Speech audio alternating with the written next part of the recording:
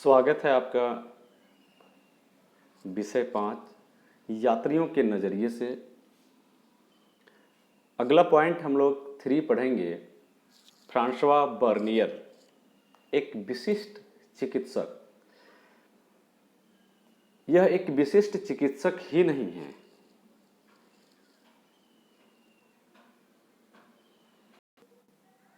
यह एक विशिष्ट चिकित्सक ही नहीं है बल्कि एक सफल दार्शनिक भी हैं, एक राजनीतिज्ञ भी हैं।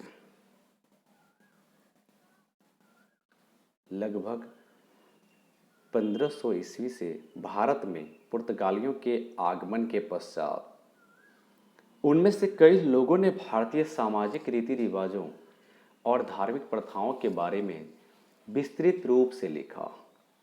समय समय पर हमारे देश में यानी उस वक्त के दौर में अगर हम कहें तो भारतीय उपमहाद्वीप में मुस्लिम विदेशी यात्री आए, यूरोपीय विदेशी यात्री आए और ये सभी यहाँ के सामाजिक, आर्थिक, राजनीतिक हर पहलुओं पर लगभग अपने विचार को अपनी जीवनी में लिखा।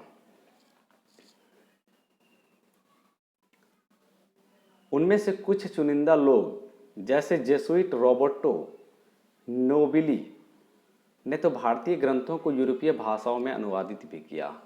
पहले भी मैंने आपको कहा था कि किस प्रकार एक व्यापारी शिक्षा को एक दूसरे जगह पर ले जाकर फैलाते हैं, उनका प्रचार करवाते हैं। ये व्यापार ही इस केंद्र में है।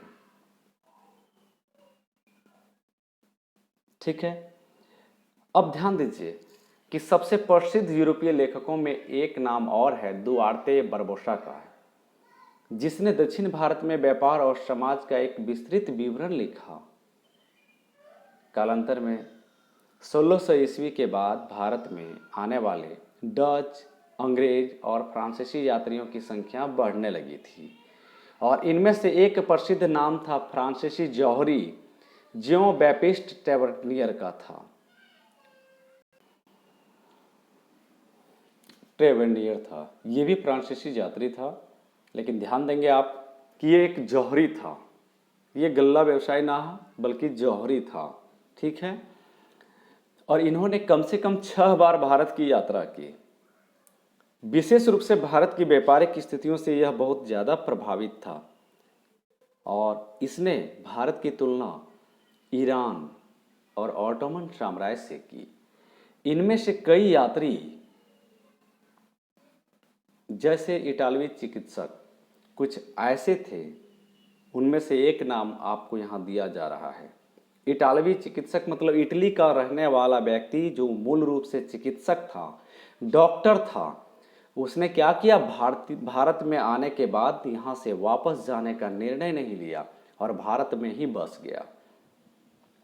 आप ध्यान देंगे कि किस प्रकार विचारों का आदान प्रदान होता है और किस तरह से विचार एक क्षेत्र से दूसरे क्षेत्र में गया और इसी तरह से विचारों के आदान प्रदान होने के बाद आधुनिकता का आवागमन होता है।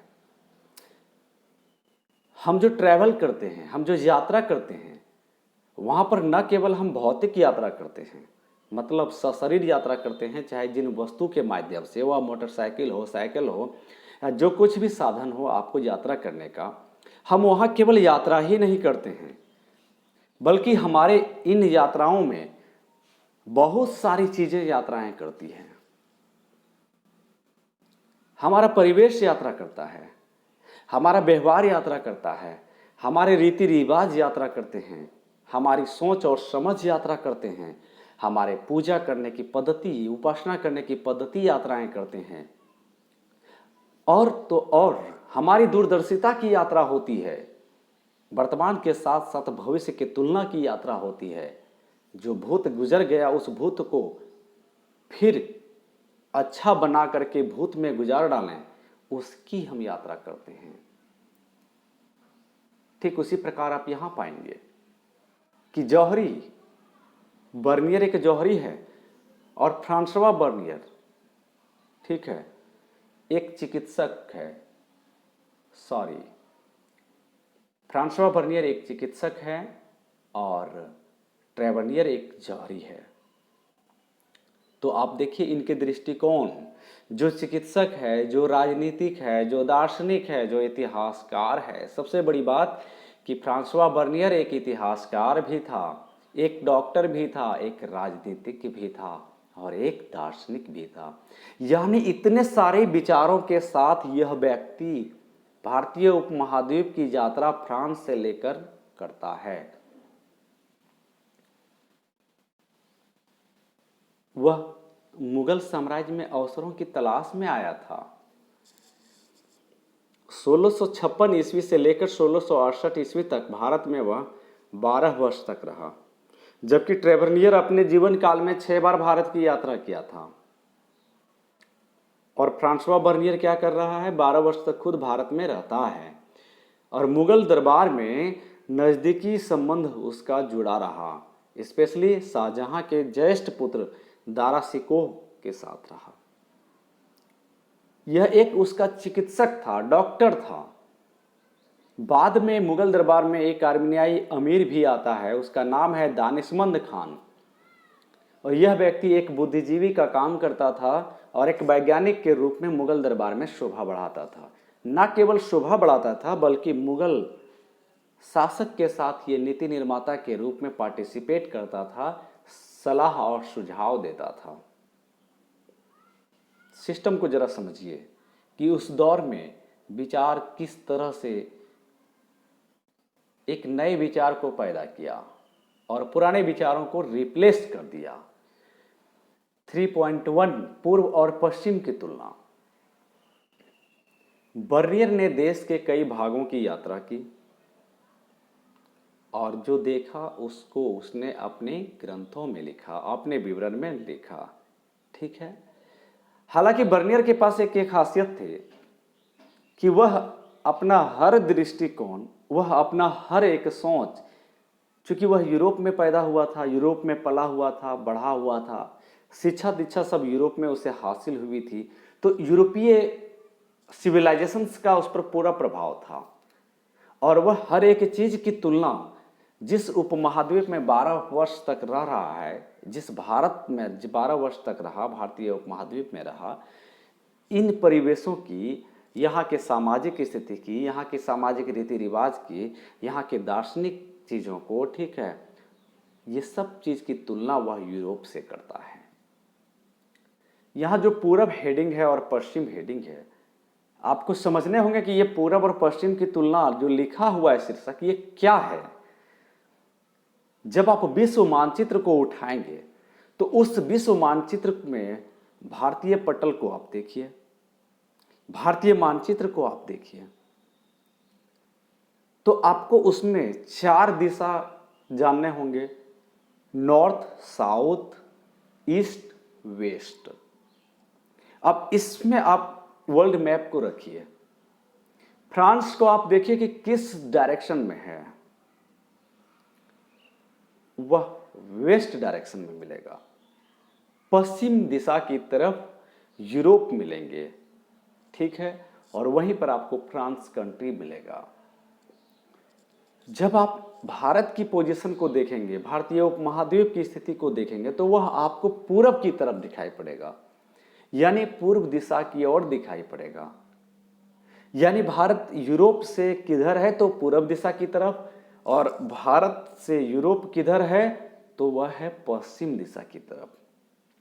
आज भी जो नेविगेशन सिस्टम में इस्तेमाल किए जाते हैं, इसी डायरेक्शन का इस्तेमाल किया जाता है।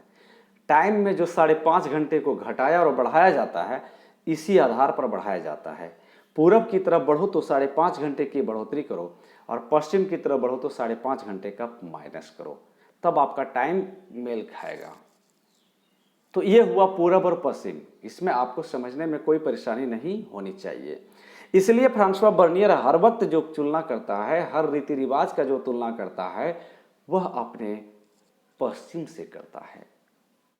ठीक है, इतना ही नहीं किया, बर्नियर अपनी रचना का एक सर्वश्रेष्ठ रचना जो था उसकी, जो उन्होंने लिखा था, फ्रांस के शासक, उस दौर का शासक लुई गपट को समर्पित किया था। और उसने कई अन्य प्रभावशाली अधिकारियों और मंत्रियों को कई पत्र लिखे लगभग प्रत्येक दृष्टांत में बर्नियर ने भारत की स्थिति को क्या किया, यूरोप में हुए विकास की तुलना में दयनीय बतलाया। जरा समझिए इस बात को। फ्रांसवा बर्नियर न केवल एक चिकित्सक है, न केवल एक इतिहासकार है, न केवल एक दार्शनिक है, न केवल एक राजनीतिक है, बल्कि आज की तरह वह एक महान पत्रकार थे। आज की तरह वह एक महान पत्रकार भी है और पत्रकार के रूप में वह पत्रकारिता का प्रसार कर रहा है। और इन्हीं पत्रकारिता के माध्यम से, जिसको हम वृत्तांत कहते हैं, जिसको हम जीवनी कहते हैं, वह एक देश की तुलना को अपने देशों में बतला रहा है। तो उस दौर में यह जटिल काम इतना था पत्रकारिता का, लेकिन फिर भी ये देखिए इतनी लंबी और कठिन भरी, संघर्ष भरी यात्राओं को पार करके भारत पहुंचता है। ठीक है, जैसा हम देखेंगे कि उसका आकलन हमेशा सटीक नहीं था, चलिए हो सकता है। फिर भी जब उसके कार्य प्रकाशित हुए तो बर्नियर के वृत्तांत, बर्नियर के जीवनी सबसे अत्यधिक प्रसिद्ध हुए। ठीक है, भारतीय पोशाक में देखिए ट्रेवर्नियर का चित्र, एक यूरोपीय व्यक्ति, लेकिन यहाँ आने के बाद उन्हें भारतीय पोशाक पसंद आया तो वह भारतीय पोशाक पहन लिया। ठीक है, मुगल सेना के साथ यात्रा करता है। बर्नियर कई बार मुगल सेना के साथ यात्रा करता है। जब वह मुगल सेना कश्मीर कूच के अभियान में था, उस वक्त यह उसके साथ यात्रा कर रहा था। ये सेना के साथ जाने के दौरान किन किन चीज़ों को इनको दिया गया, किन किन रथों को इनको दिया गया, खाने पीने के सामान क्या दिए गए, रहने के क्या टेंट और तंबू के सामान दिए गए, हर एक उपयोगी वस्तु को जो मुगल सेना की तरफ से उपलब्ध कराया गया और वह मुगल सेना के साथ में चला, उन चीज़ों के बारे में इन्होंने यहाँ पर लिखा है। इन्होंने कहा मुझे कोई तकलीफ नहीं होने दिया जाता था, ये पूरा ख्याल उसके लिए उसकी सेना की तरफ से रखा जाता था। आप देखिए इसमें लिखा हुआ है। ठीक है, इसको पढ़िए। उन्होंने कहा कि यहाँ के लोग दही को टांगने और पानी निकालने के लिए प्रयुक्त छोटे और लोहे के अंकुश वाले झोला लेना भी नहीं भूले। मतलब ये कह रहा है कि यहाँ के लोग नींबू, दही और इससे जो शरबत बनता है वह ताजगी भरा एहसास दिलाता है, वह फ्रेश दिलाता है, मन ताजा हो जाता है, दिमाग भी ताजा हो जाता है। मतलब कहीं ना कहीं ये यहाँ के खान पान के बारे में वर्णन कर रहा है। और आज भी देख लीजिए हमारे ट्रेडिशन में है, गर्मी का दिन है तो मोस्टली यहाँ पर तो अधिक हो जाता है कि दही, उसके साथ चीनी, ठीक है, और नींबू, ये इसका शरबत का कॉम्बिनेशन है। पी लो तो दिन भर आप फ्रेश रहोगे, गर्मी से बचोगे। ये देखिए आपका लिखा हुआ है। हम इससे आगे बढ़ते हैं। भारत के विषय में विचारों का निर्माण व प्रसार। तो मैंने कहा कि एक विदेशी यात्री जब कोई एक देश से यात्रा, कठिन यात्रा, संघर्ष भरी यात्रा को प्रारंभ करके भारतीय उपमहाद्वीप में प्रवेश करता है और यहाँ रह करके, वर्षों तक रह करके यहाँ की सामाजिक, आर्थिक, राजनीतिक और दार्शनिक और आध्यात्मिक से जुड़ी हुई चीज़ों के बारे में वर्णन करता है, लिखता है और प्रसार पूरे विश्व में करता है। ठीक है, इसीलिए कहा जाता है कि ज्ञान का न तो कोई धर्म है, न तो कोई जाति है, न तो कोई वर्ग भेद है। ये नॉलेज है जहां पर कोई भेद नहीं है। जब तक आप नॉलेज के साथ भेद नहीं करेंगे तब तक यह आपको भेद नहीं करेगा। जिस दिन आपने इसको छोड़ दिया पढ़ने के लिए, उस दिन यह आपको खुद ही भेद करके छोड़ देगा, मूर्ख बनने के लिए, दबुपन बनने के लिए। तो विचारों का निर्माण देख लीजिए कैसे होता है। कि यही यात्री अपने पुस्तक का प्रकाशन करते हैं और विदेशों में प्रकाशित होती है, वही पुस्तक को जो लोग पढ़ते हैं वे लोग भारत की स्थिति, भारतीय उपमहाद्वीप की स्थिति के बारे में जानते हैं, यहाँ के लोगों की सोच के बारे में जानते हैं, यहाँ के रीति रिवाज के बारे में जानते हैं, यहाँ की संस्कृति के दर्शन अध्यात्म के बारे में जानते हैं। इसमें से देखिए किस प्रकार यूरोपीय लोगों के लिए भारत की एक छवि को सृजन करने में सहायता मिली। 1750 ईस्वी के बाद जब शेख इतिसमुद्दीन तथा मिर्जा अबू तालिब जैसे भारतीयों ने यूरोप की यात्रा की तो उन्हें यूरोपीय लोगों की भारतीय समाज की छवि का सामना करना पड़ा और उन्होंने तथ्यों की अपनी एक अलग व्याख्या के माध्यम से इसे परिभाषित किया, प्रभावित किया। ठीक है, देखेंगे आप कि बर्नियर के कार्य फ्रांस में 1670 ईस्वी से लेकर 1671 ईस्वी में प्रकाशित हुए थे। 5 वर्षों के भीतर अंग्रेज, डच, जर्मनी, ठीक है, जर्मन, इटालवी भाषाओं में इसका अनुवाद भी हो गया। जब एक पुस्तक का अनुवाद अनेक भाषाओं में किया जाए तो इसका मतलब है कि ये विचार अनेक लोगों तक पहुंच गया जो लोग यहाँ की मूल भाषा से परिचित नहीं थे। वे अपनी ही भाषाओं में भारतीय उपमहाद्वीप के बारे में, भारतीय संस्कृति के बारे में जान गए। चाहे वे जिस रूप में जान तो गए ना। और 1684 तक यह 3 बार अंग्रेजी में पुनर्मुद्रित भी हुआ। अरबी और फारसी जीवनी जो वृत्तांत हैं जिनका प्रसार हस्तलिपियों के रूप में होता था और जो 1800 से पहले सामान्यतः प्रकाशित नहीं होते थे, कहता है पूरी तरह विपरीत था। तो उन ग्रंथों के विचार तब तक फैलाव नहीं होगा, ग्रंथों के विचार तब तक लोग नहीं जान पाएंगे, या वह ग्रंथ उस संस्कृति का लोकप्रिय हिस्सा तब तक नहीं बन पाएगा जब तक सरल भाषा में, सुस्पष्ट भाषा में, एक जन तक समझ होने वाली भाषा में प्रकाशित नहीं किए जाते, उनको बताया नहीं जाता, तब तक लोग उनके विचारों से परिचित और अवगत नहीं हो पाते हैं।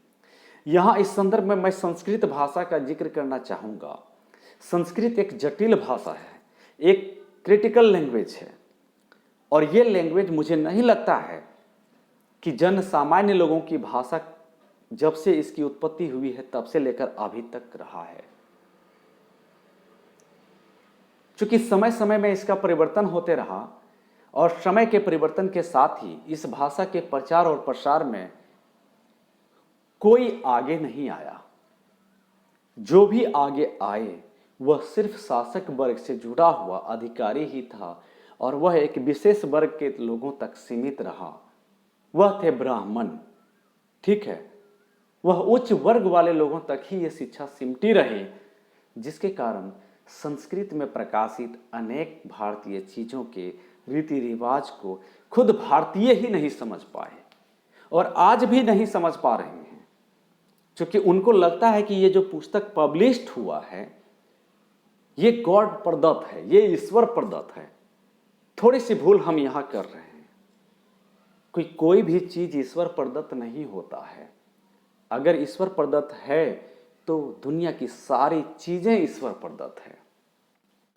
क्योंकि मैं एक मानव इंसान हूँ, मैं एक होमो सैपियंस इंसान हूँ, मैं एक ज्ञानी मानव हूँ, मैं एक कर्मठ मानव हूँ जो अच्छे और बुरा का भेदभाव कर दूसरे जीवों की तुलना में हम सर्वश्रेष्ठ होकर प्रदर्शन कर रहे हैं, अच्छा प्रदर्शन कर रहे हैं और एक खराब प्रदर्शन कर रहे हैं।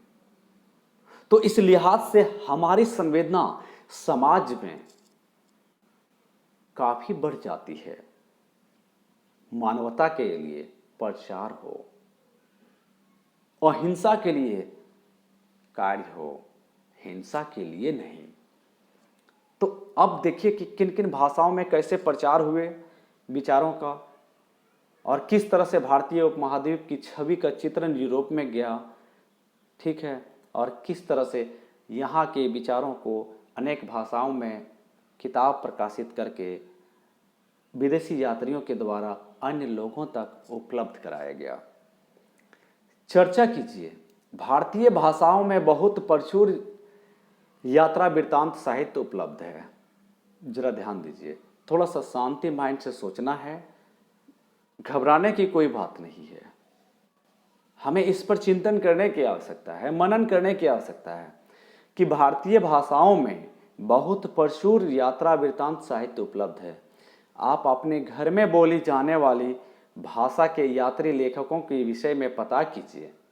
आप अपने घर में बोले जाने वाले, मतलब आपके अपने लैंग्वेज की बात कर रहा है। हम लोग अगर खोटा लैंग्वेज को बोलते हैं, हमारी मातृभाषा खोटा लैंग्वेज है, तो सदियों से हमारी इस लैंग्वेज में क्या कोई साहित्य अवेलेबल था? नहीं। कोई पुस्तक लिखा गया? नहीं। किसी ने जीवनी लिखा? तो जवाब मिलेगा नहीं। तो कहाँ जीवनी लिखा गया?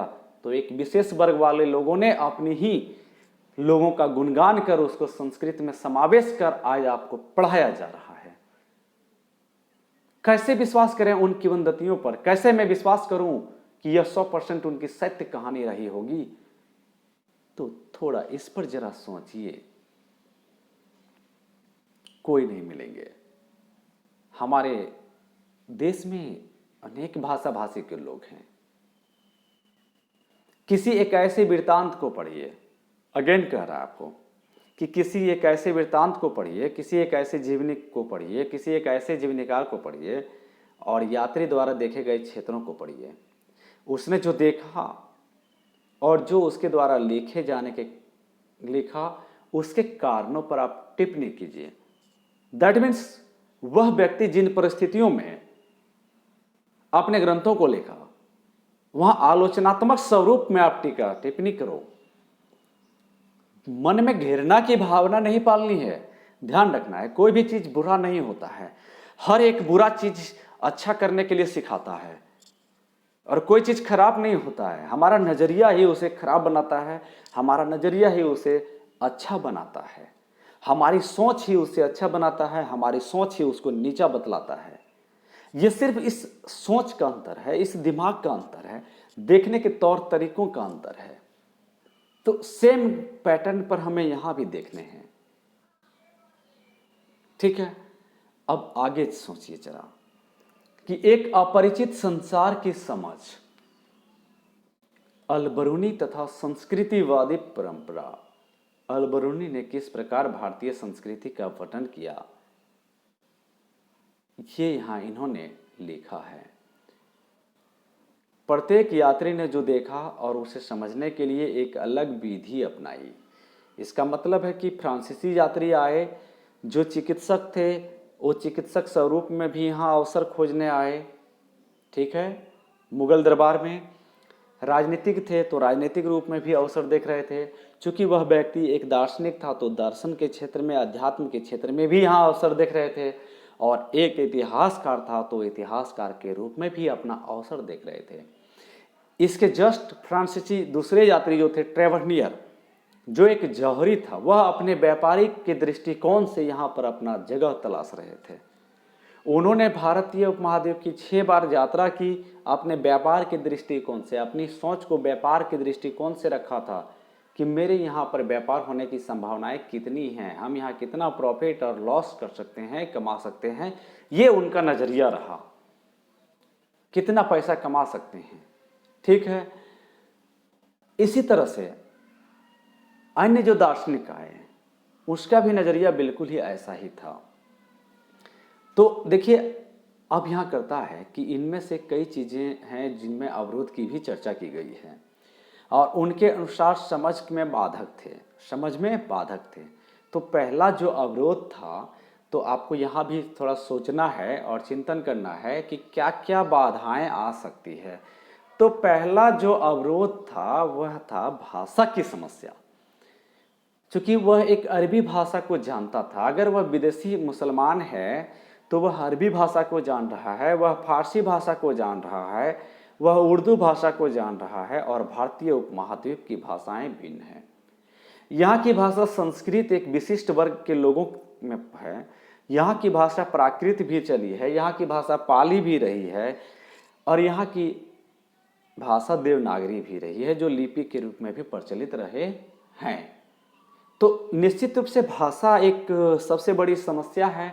एक दूसरे को समझने के लिए आज भी देख लीजिए, हम एक दूसरे देशों के बारे में समझने के लिए या भारत से बाहर के लोगों को बारे में जानने के लिए हमें अंग्रेजी भाषा को पढ़ना पड़ता है, या मोस्टली जिन लोगों के साथ हमारा कामकाज अधिक होता है तो हमें उन भाषाओं को सीखना होता है। जैसे अब देख लीजिए चाइनीज आइटम्स के बारे में, अगर चाइना के साथ बिजनेस करना है तो लाजमी है कि द्विभाषीय को रखना पड़ेगा, तो उसके लिए एक ट्रांसलेटर की ज़रूरत होती है।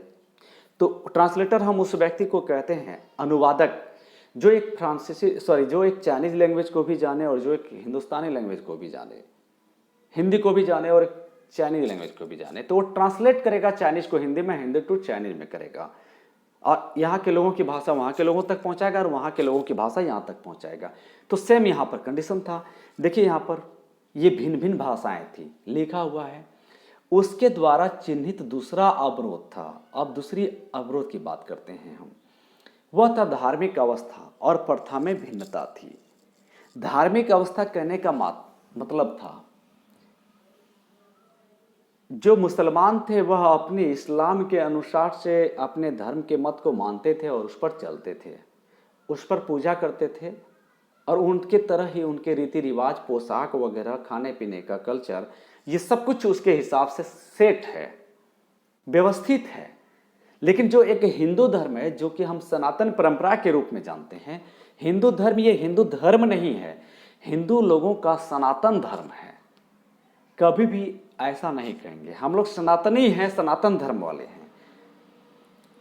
हम हिंदू धर्म लिख देते हैं, एक अलग मैटर से। तो यहाँ पर इनका एक ट्रेडिशन बिल्कुल सनातन धर्म पर आधारित है। इनके दर्शन, अध्यात्म, देव की पूजा, सब कुछ बिल्कुल ही यहाँ एक सेट है। तो ये एक समस्या है, अवरोध था। और तीसरा है जो अभिमान का था। अभिमान से तात्पर्य कौन कितना सर्वश्रेष्ठ है, ठीक है, इसका समस्या। यहाँ देखिए कहता है, एक बहुत ही रोचक बात है कि इन समस्याओं की जानकारी होने पर भी, इतनी सारी जानकारी, इन समस्याओं की जानकारी है, ये अल्बरूनी को पता है, फिर भी उन्होंने बड़े ही साहसिक पूर्वक से अपने आप को हार नहीं माना, अपने जीवन से हार नहीं माना, अपनी लेखनी को हार नहीं मानने दिया, ठीक है। और क्या किया, ब्राह्मणों द्वारा रचित ग्रंथों पर आश्रित रहा, मतलब संस्कृत को वह सीख कर रहा। और वह संस्कृत को सीखकर संस्कृत भाषा में जितने पांडुलिपि लिखे गए थे, जितने ग्रंथ लिखे गए थे, सब ग्रंथों का लगभग उन्होंने अनुवाद किया अरबी भाषा में, फारसी में, और अपने साथ समेट कर ले जाया गया और यही प्रचार किया गया। पंचतंत्र का अनुवाद हुआ, कलिलवा दीवना का ये अनुवाद किया।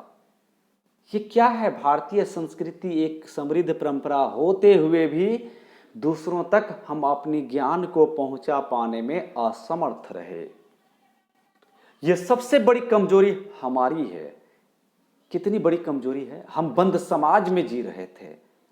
जब विदेशी आक्रमणकारी भारतीय क्षेत्रों में आक्रमण करता है, यहाँ के राज्य को हड़पता है व्यापार के मकसद से, और यहाँ की संस्कृति और परंपरा को बिल्कुल अनजाने होते हुए भी सब कुछ सीख लेता है रहकर, और आपके रीति रिवाज को जो अच्छा लगा उसने एडॉप्ट कर लिया, अपने साथ रख लिया, अपने आप को अपना लिया, ठीक है, और अपने ही धर्म में ढाल लिया, ठीक है, और आप अपने आप को कुपमंडूप समाज के रूप में प्रचारित करते रहे। चार वर्णों के साथ भेदभाव को कायम रखा, ना अपने स्वतंत्रता को अपनाया, ना समानता को अपनाया, और ना ही एकता को अपनाया। यही तीन का परिणाम था कि भारतीय समाज, जो सनातनी समाज है, गुलामी के अंधेरे में सदा जीता रहा। और आज भी एक भारतीय परंपरा हमारा गुलामी के अंधेरे में जी रहा है। जरा सोचिए, मैं यहां किसी एक वर्ग पर हमला नहीं कर रहा हूं, मैं यहां दूसरे वर्ग पर भी हमला नहीं कर रहा हूं, मैं सिर्फ विचारों पर हमला कर रहा हूं।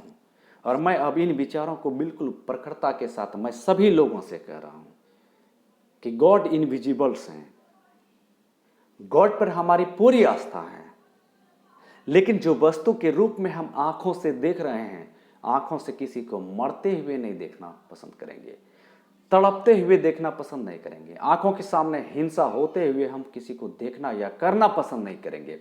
इसी चीज को समाप्त कर हम एक मानवता का प्रचार करें, प्रसार करें। सभी धर्म में यही बातें लिखी गई है। समझने के लिए क्या किया, अल-बरूनी ने वेदों का, पुराणों का, भगवत गीता का, पतंजलि की कृतियों का और मनुस्मृति का, इन सब का उन्होंने अनुवाद किया। देखिए, विशाल पहुंच वाली एक भाषा संस्कृत के विषय में अल-बरूनी लिखता है, जरा आप देख भी लीजिए। कहता है कि यदि आप इस कठिनाई यानी संस्कृत भाषा को सीखने की से पार पाना चाहते हैं तो वह आसान नहीं होगा, वह आसान नहीं होगा, क्योंकि अरबी भाषा की तरह ही शब्दों में तथा विभक्तियों में, दोनों में इस भाषा की पहुंच विस्तृत है। इसमें एक ही वस्तु के लिए कई शब्द प्रयोग किए गए हैं। उनकी मूल, जिसको हम रूढ़ कहते हैं, उनकी व्युत्पन्न, जिसको हम विदेशी भाषा कहते हैं, ये समाहित है। अब एक ही शब्द का प्रयोग कई वस्तुओं के लिए हो रहा है, तो थोड़ा भली भांति से इसे समझना होगा कि किस प्रकार से इसको हम एक ही वस्तु के लिए इसी शब्द का इस्तेमाल किया गया है। पॉइंट नंबर है 4.2, अल-बरूनी का जाति व्यवस्था का विवरण। बच्चों ध्यान देंगे, 2017 में यानी 18 में मैंने कॉपी जांचा था, ठीक है, 17 में पढ़ाया गया था, 18 में कॉपी जांचा था। उसमें आपको निबंध लिखने के लिए दिया था कि अल-बरूनी का जाति व्यवस्था का विवरण लिखें। लिखना था, निबंध के रूप में लिखना था, ठीक है। तो अल-बरूनी ने क्या किया, अन्य समुदायों में प्रतिरूपों की खोज के माध्यम से जाति व्यवस्था को समझना। ये मैंने बताया आपको कि कैसे जाति व्यवस्था को यह व्यक्ति देखता है और लिखता है। कहता है कि यहाँ का सामाजिक वर्ग जो है 4 वर्गों में विभाजित है। चूंकि प्राचीन फारस में 4 सामाजिक वर्गों को मान्यता थी, यहां भी ध्यान देंगे, 4 वर्गों में वहां मान्यता थी। कोई भी समाज ऐसा हो जहां पर वर्ग विभिन्नता ना हो, वर्ग भेद ना हो, ऐसा हो ही नहीं सकता है। लेकिन ऐसा तो जरूर हो सकता है कि जो धर्म को चलाने वाले पुरोहित हैं, जो अपने आप को ईश्वर मानते हैं, जो अपने आप को अल्लाह मानते हैं, जो अपने आप को भगवान मानते हैं, ये लोग, इन लोगों में इन सारी कुप्रथाओं को समाप्त करने के लिए चंद मिनट में प्रयास कर सकते हैं। तो फारस में 4 सामाजिक वर्ग कौन सा था? देखिए, सामाजिक वर्ग है, यहां वर्ण नहीं है, यहां कर्म के आधार पर विभाजित नहीं, सॉरी, कर्म के आधार पर विभाजित नहीं है, यहां वंश पर आधार विभाजित नहीं है, सॉरी, यहां कर्म पर विभाजित है, यहां वंश पर नहीं लगाया गया है, यहां जन्म पर आधारित नहीं बनाया गया है। एक जो घुड़सवार है, उसमें कोई भी व्यक्ति शामिल हो सकता है घुड़सवार में। एक जो शासक वर्ग है, कोई भी व्यक्ति हो सकता है। जो भिक्षु वर्ग है, इसमें भी वही बातें हैं। और जो अनुष्ठानिक पुरोहित हैं, बिल्कुल हो सकते हैं।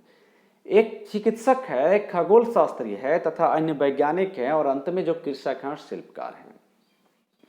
तो दूसरे शब्दों में अगर हम कहें तो वह यह दिखाना चाहता है कि ये जो सामाजिक भिन्नता है केवल भारत तक ही सीमित नहीं थे। उसने लिखा है कि इस्लाम में भी सभी लोगों को समान माना जाता था, उनमें भिन्नताएं केवल धार्मिकता के पालन में थी। समाज समान है, एकता समान है, प्रथाएं सिर्फ समाज जो धर्म का है वो थोड़ा सा अलग अलग मानते हैं। ईश्वर ही जानता है। इसका अल-बरूनी देखिए क्या कहता है आगे, कि यात्री हमेशा उन्हें बताए गए बातों पर विश्वास नहीं करते थे।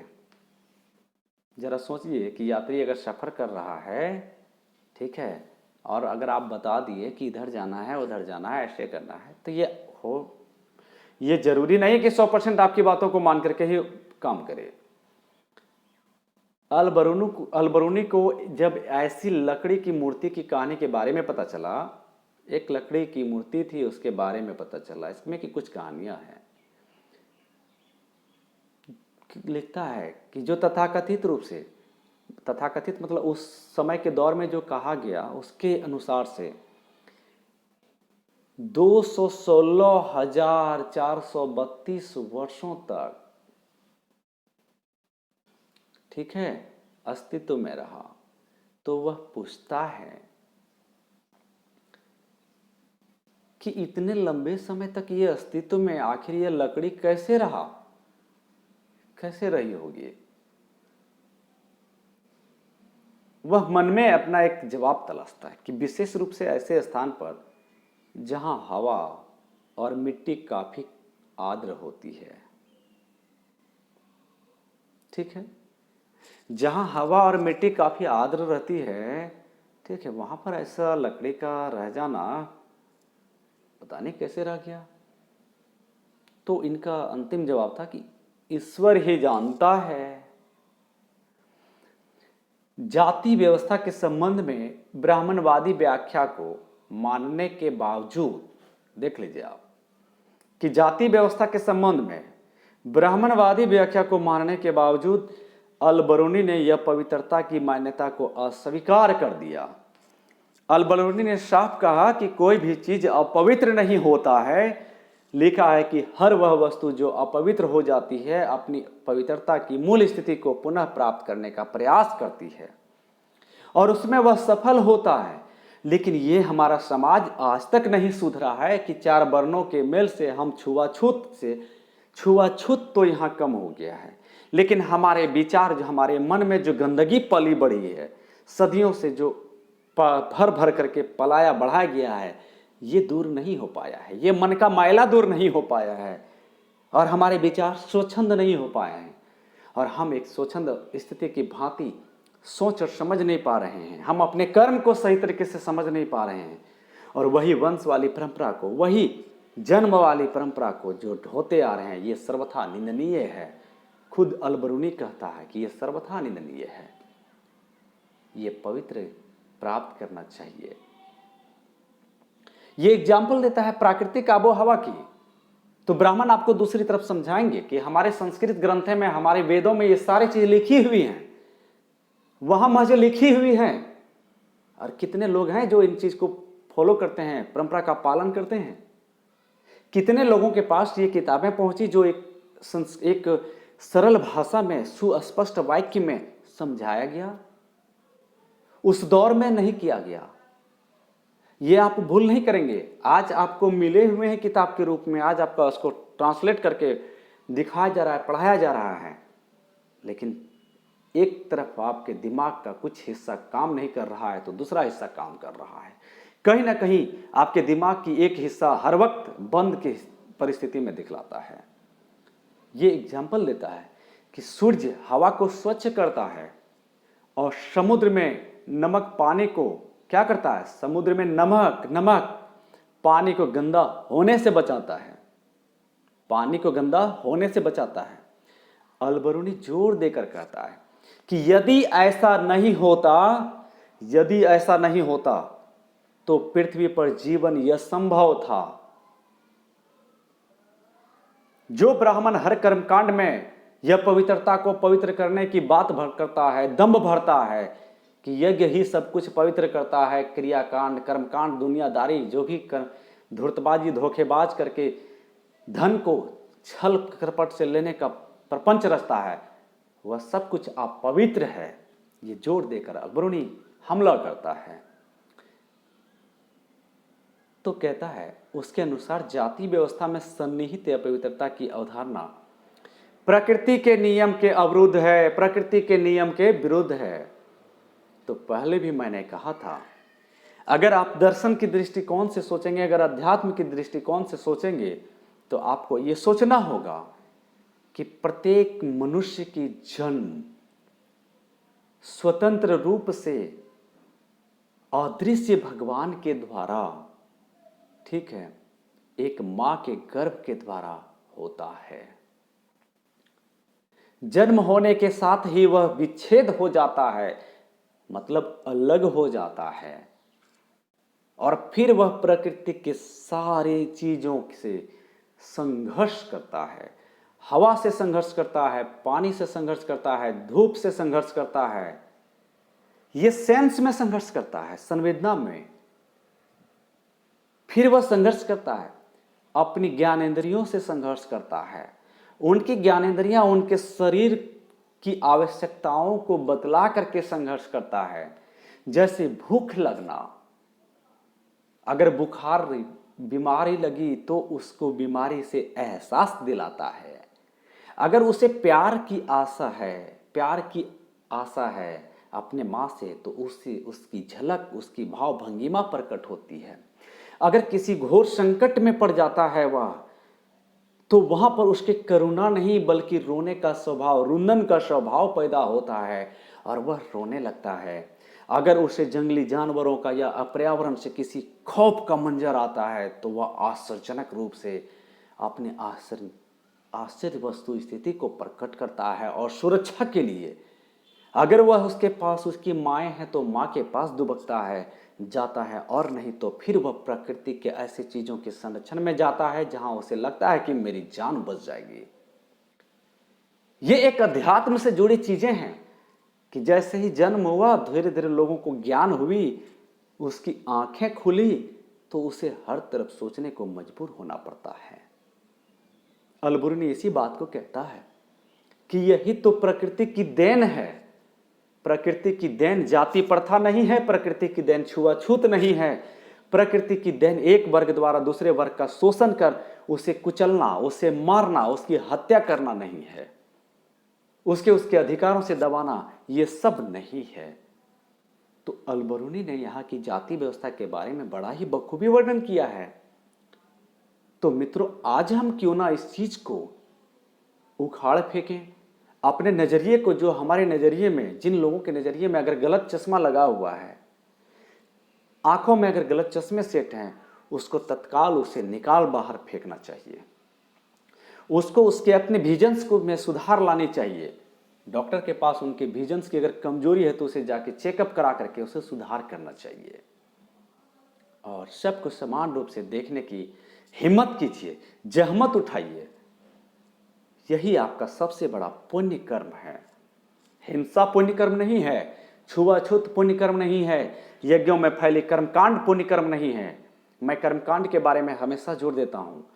यज्ञ में अगर अध्यात्म है, उपनिषद में अगर अध्यात्म है, तो उनका मैं प्रबल समर्थन करता हूं। अध्यात्म कभी गलत रास्ते पर भटकने के लिए जोर कतई नहीं देता है, वह सही मार्ग पर सही सोच को विकसित करने के लिए जोर देता है।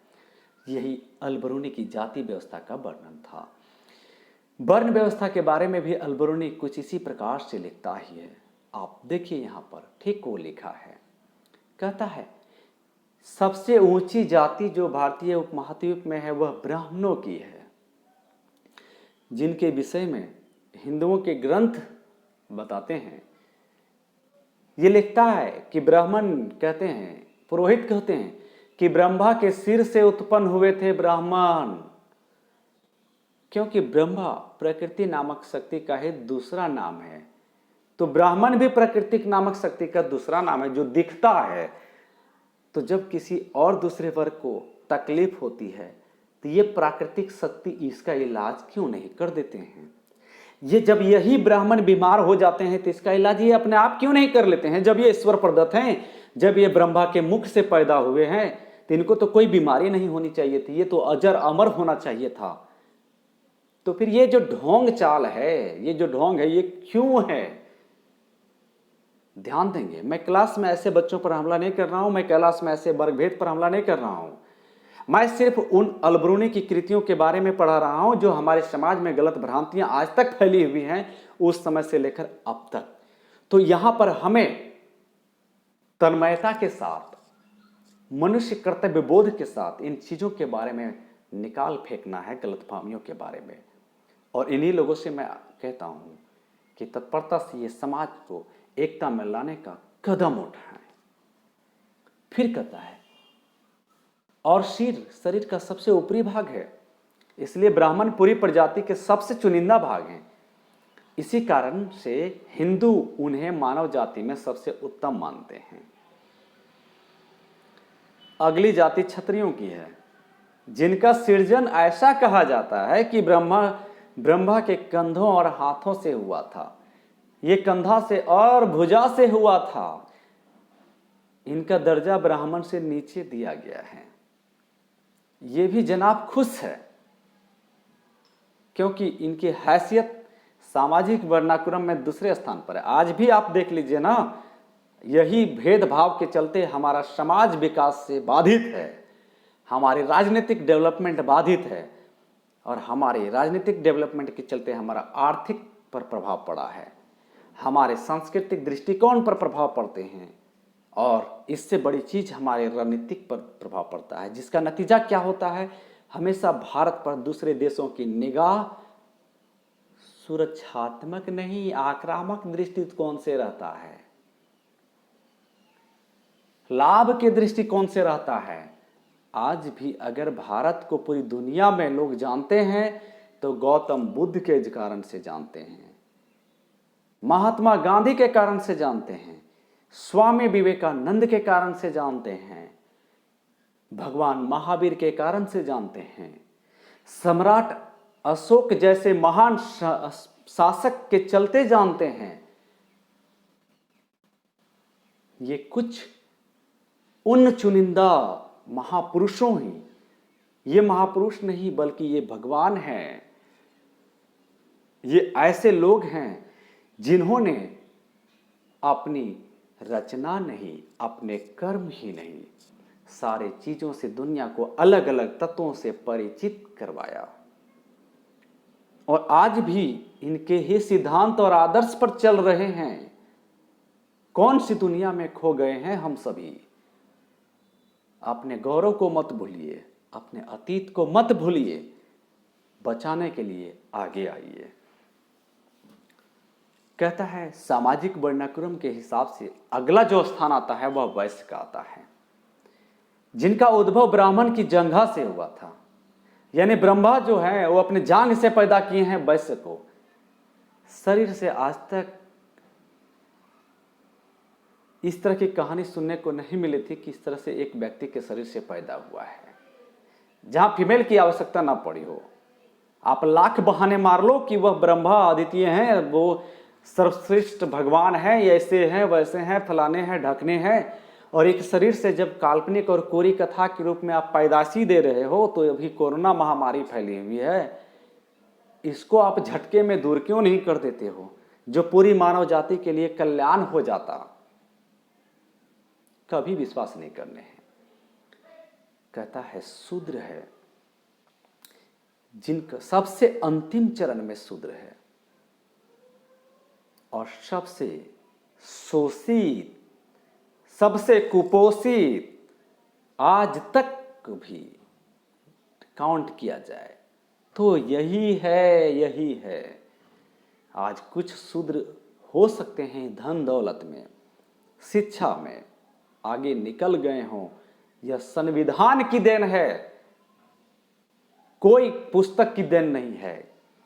यह संविधान ही एक पुस्तक है जिन्होंने इसको जीना सिखाया और जिन्होंने इसको आगे बढ़ना सिखाया।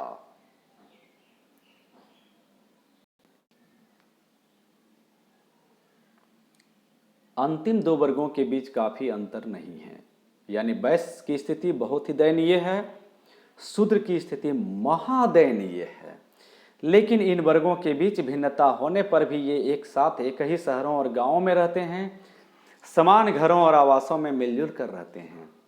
चलिए, अलबरूनी ने चूंकि एक शहर में रहा इसलिए इन बातों को लिखा।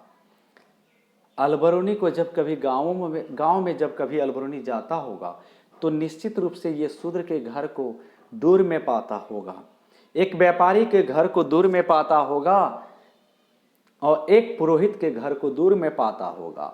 जब कोई शूद्र शहर में प्रवेश करता था तो उसे ढपली बजाने पड़ते थे ताकि सारे लोग छुआछूत के चलते दूर हो जाएं, दूरदंश है, दंश है हमारी संस्कृति का, हमारी भारतीय परंपरा का, जो इतने घृणित काम को अंजाम दिया था।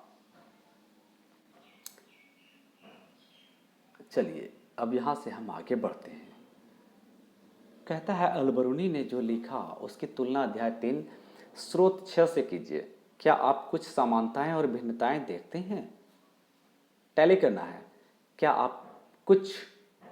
आपको लगता है कि अलबरूनी भारतीय समाज के विषय में अपनी जानकारी और समझ के लिए केवल संस्कृत के ग्रंथों पर आश्रित रहा? तो हो सकता है, चूंकि ये व्यक्ति शहर में ही रहा होगा, इसीलिए तो कहता है कि ये 4 वर्ण एक साथ रहा करते थे, एक ही बस्ती में रहा करते थे, इनके घर आस पास होते थे। जबकि ऐसा थोड़ा सा डिफिकल्ट है सोचना।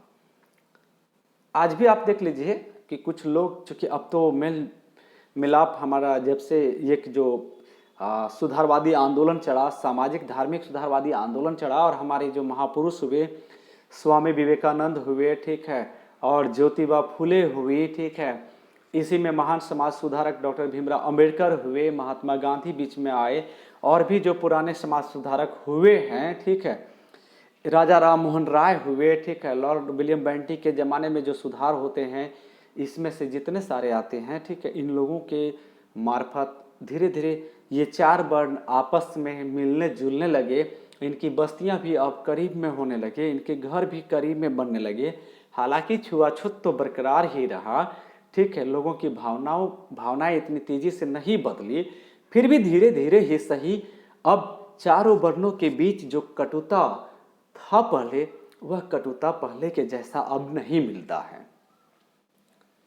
कम से कम इतना तो नहीं मिलता है कि संविधान ने इन लोगों को एक साथ रहने, बैठने और खाने के लिए व्यवस्था कर दिया। अब लोग ये समझने लगे, जो ब्राह्मणवादी परंपरा में थे, या जो ब्राह्मणवादी विचारों के पोषक थे, या जो ब्राह्मण थे, सारे लोगों के बीच ये धारणाएं विद्यमान नहीं रही कि मैं ही सर्वश्रेष्ठ हूं, बाकी लोग सर्वश्रेष्ठ नहीं हैं। उनमें से भी बहुत सारे अच्छे लोग हैं जो महान हैं, पूजनीय हैं, जिनकी प्रशंसा करना काफ़ी ही कम पड़ता है। जितनी प्रशंसा की जाए वो काफ़ी कम है। वे भी समाज को जागरूक करने में अपना पूरा जीवन काल समर्पित कर दिए, अपने परिवारों को त्याग दिया, और इन लोगों ने समाज में जाकर प्रचार किया, प्रसार किया कि इस तरह की छुआछूत की भावना को न रखा जाए। ठीक है, तो यहाँ एक हमें नए आदर्श के रूप में हमारा समाज मिलता है, और यही आदर्श समाज को आगे बढ़ने में मदद करता है। यही समाज, यही लोग संघर्ष को खत्म करता है। तो देखिए, ये हो गया इन ग्रंथों में ब्राह्मणों के दृष्टिकोण से जाति व्यवस्था को संचालित करने वाले नियमों का प्रतिपादन किया गया था।